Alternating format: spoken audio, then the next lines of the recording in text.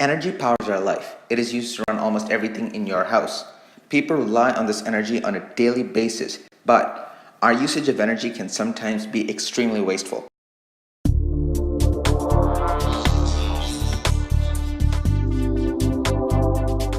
What most people don't consider or take seriously is the fact that the production of energy we consume on a daily basis results in high carbon emissions.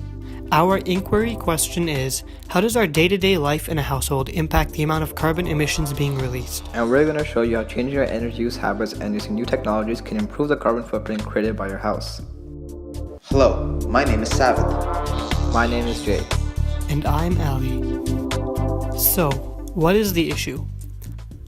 The worldwide carbon emissions have led scientists to believe that the global world temperature will increase by 2 degrees Celsius within the near future. If we do not decrease our carbon emissions, the problem will be irreversible. The third biggest factor in Ontario affecting carbon emissions are buildings, mainly residential buildings. Our project focuses on reducing energy consumption in residential buildings. Inefficient homes are a very large contributor to global warming, especially with the rise of technology. People use several different appliances, devices, technologies for prolonged periods without knowing how much energy is behind that used and wasted. As the world population continues to grow and the developing world rapidly industrializes, humanity faces an unprecedented demand for new energy.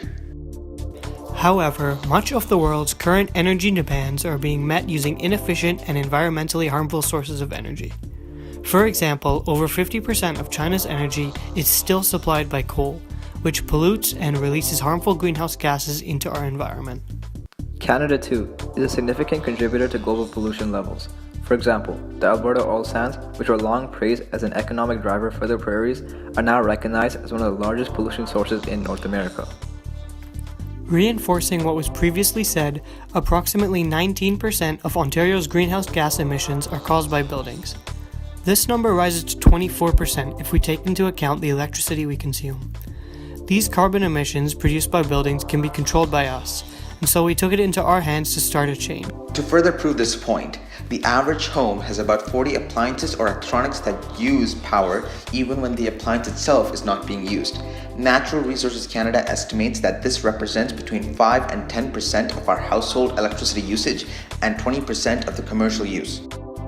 It is said by the International Energy Agency that the amount of power used by appliances in standby mode is enough to power almost 80% of Canada's energy needs. Overall, in all of Canada, about 5.5 terawatt hours annually is being wasted through products we aren't even using at the time, called standby products, which cost consumers about $5 billion and causes about 7.5 megatons of release of carbon dioxide. Those statistics were solely based on standby products. In Canada, the average home uses 12,000 kilowatts a year. That includes the use of inefficient lighting, appliances, technology, and more.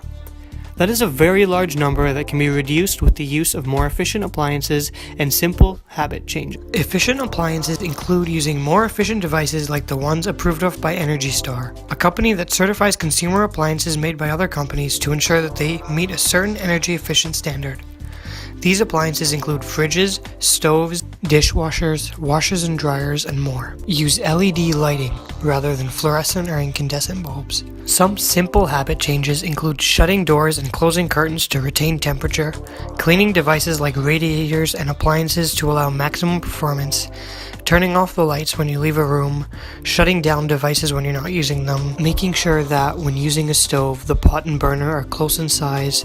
For mobile devices, don't keep devices plugged in for any longer than they need to reach full battery, lower your brightness, close apps when done using them, and use low power mode, amongst other changes. The primary source of our data will be collected from an online survey that we will create, which will be distributed throughout multiple social media platforms and by distributing them among our peers in our school community. Along with these two methods, we also plan to make customers of a local business answer a survey to collect data from a larger demographic. We will ask people who take the survey if they are aware of energy-efficient strategies and devices. These will be simple yes or no questions, such as, did you know that shutting a computer down at night and on the weekends, rather than putting it to sleep, can reduce the amount of total energy it uses? This will enable us to know the general idea of how informed the public is on the matter. We will also ask them how important they feel that protecting the environment is and what they would personally consider worth sacrificing for it. For example, we could ask, would you consider paying $100 to $200 more on an appliance that cuts energy consumption in half? We will ask them a few open-ended questions about our proposed method of reducing energy consumption. Their answers will contain both a response and a justification as to why they would or would not be interested in using energy-efficient appliances. We predict that our target audience will be anywhere from teenagers to middle-aged adults. This is because the adults will have the authority and power to make changes in the house in terms of appliances, and teenagers are responsible for wasting a lot of energy through simple habits, which can easily be corrected. Young adults have their entire future ahead of them, so influencing their actions can enable them to convince others to join our venture to a better planet. We also assume that our survey results will show that the audience already knows about the issue at hand, but does not know a feasible solution for them to partake in. Our end product will be an awareness campaign consisting of posters, brochures, and advertisements. They may not have much variety, but they will be uniform in terms of marketing and have a relatively high production value. Our focus for the campaign is directing our targeted audience to our website, and all other aspects of our campaign is made for this purpose. The posters will be hung throughout the school, brochures will be handed out at our local business we are partnered with, and pictures of our posters, brochures, and the advertisement will be posted to our social media. All of these separate marketing tools will hopefully lead the audience to our website. The product is made with the purpose of informing the public of the problem at hand and providing them with a solution.